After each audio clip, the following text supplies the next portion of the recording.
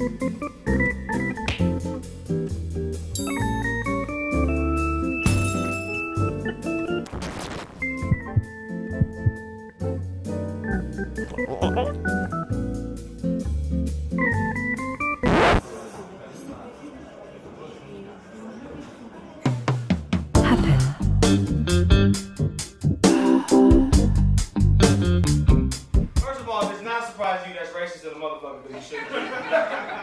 what y'all don't know about prison is the currency is different in prison, okay? Because you don't have cash. So what happens is you can pay for stuff with soups. Top ramen soups. 4 soups equals $1. But you have to remember when you come home that that is only in prison.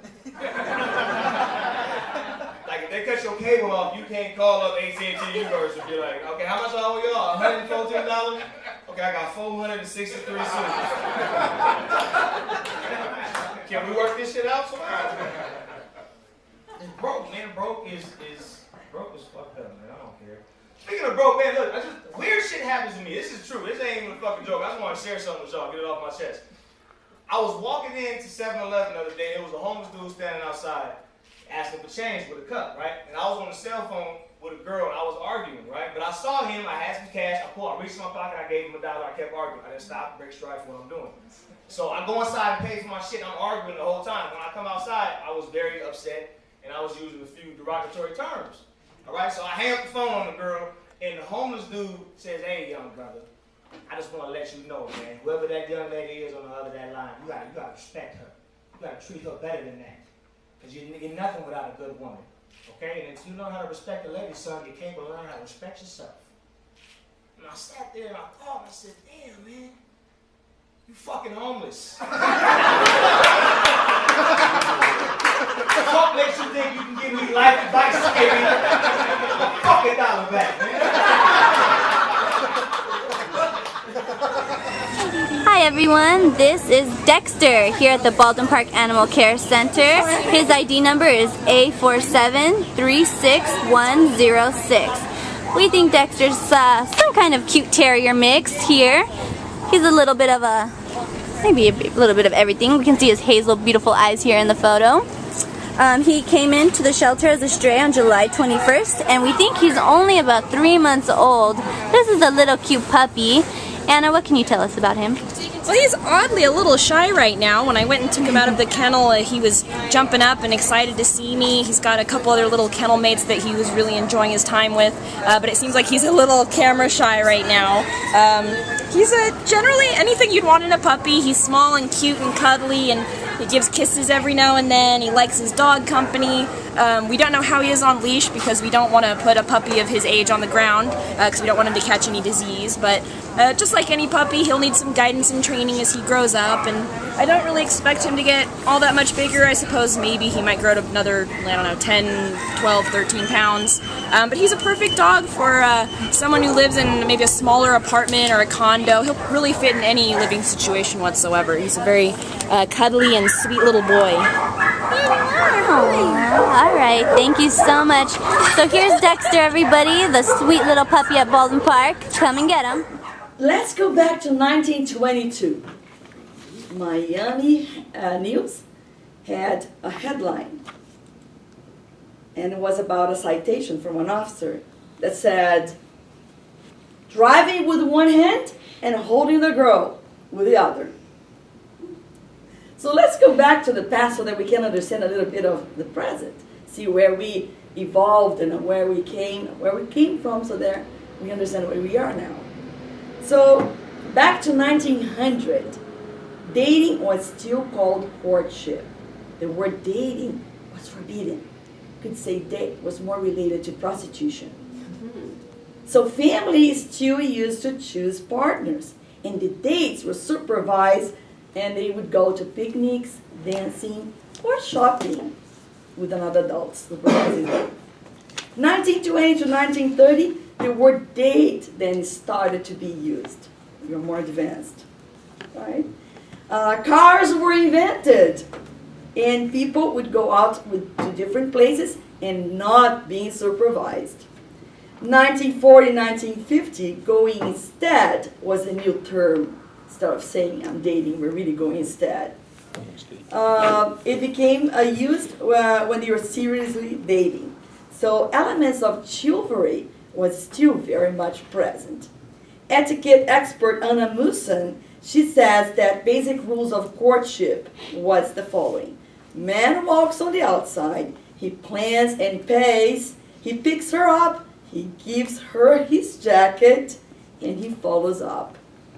1960 and 1970, sexual revolution.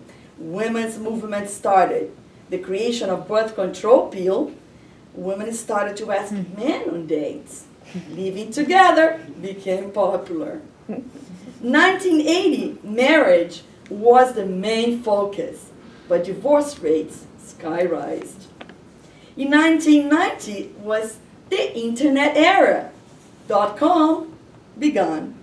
Commitment was no longer a requirement for sexual activities.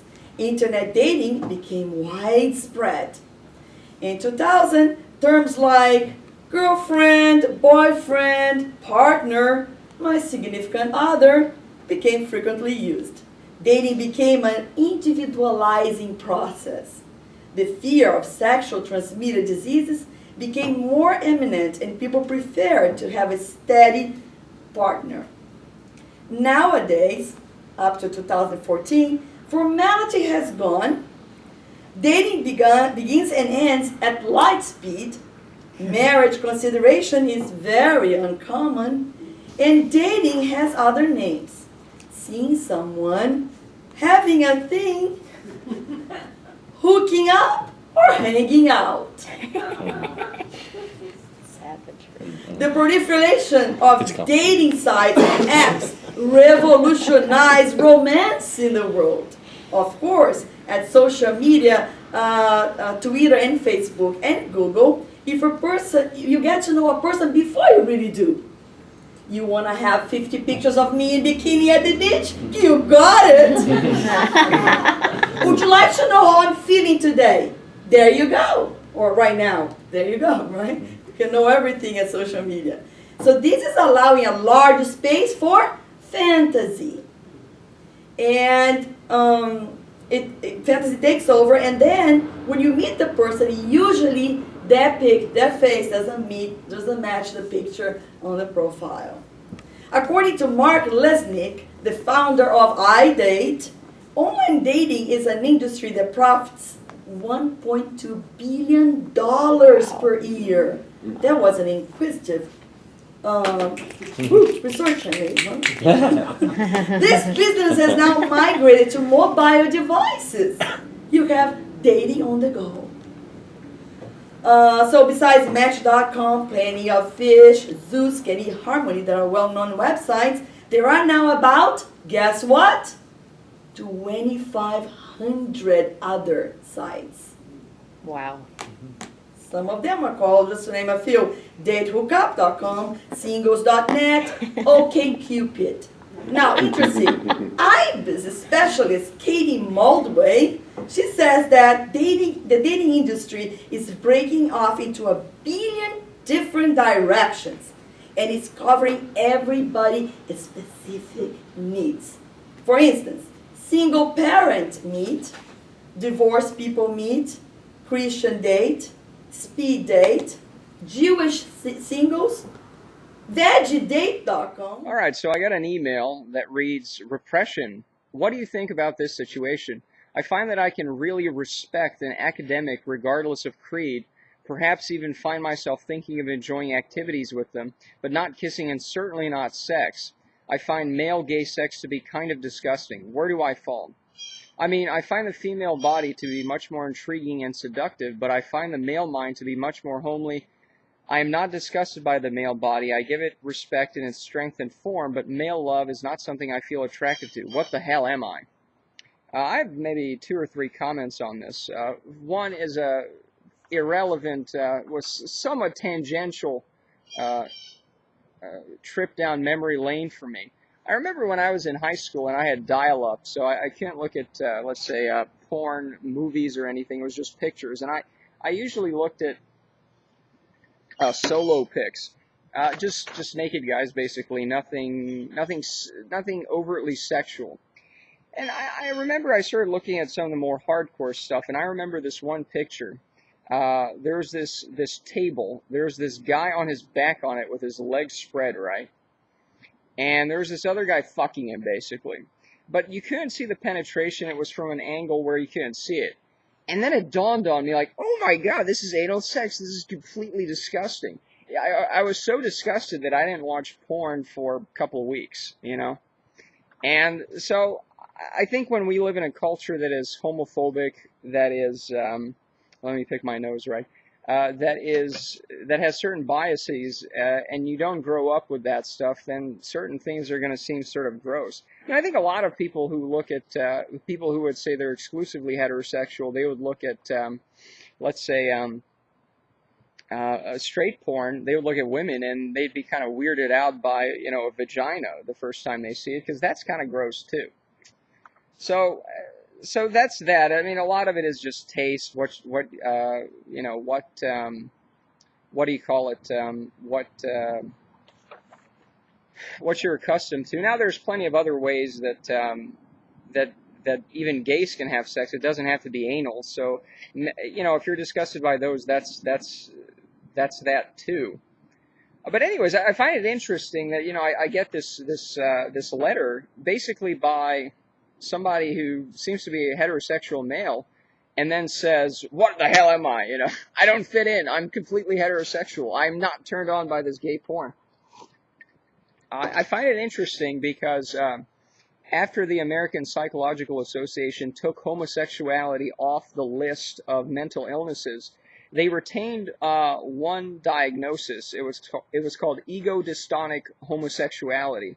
And basically the point was that if somebody goes to a therapist and says, I don't like being gay, then the therapist could try to do something and try to turn the gay guy straight. So basically reparative therapy.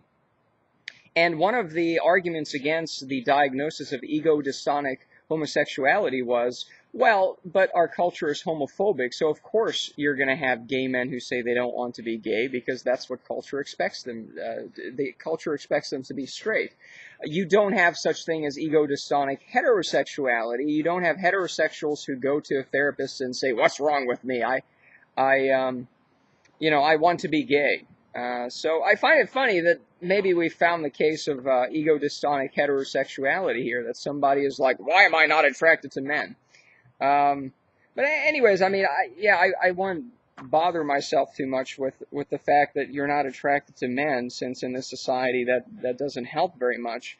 Advice, I suppose, I don't know, look at solo pics of the male form and work your way up. You know, I don't know. It just, it's a lot of it is just about taste and what you grow up with, and, you know, that's that.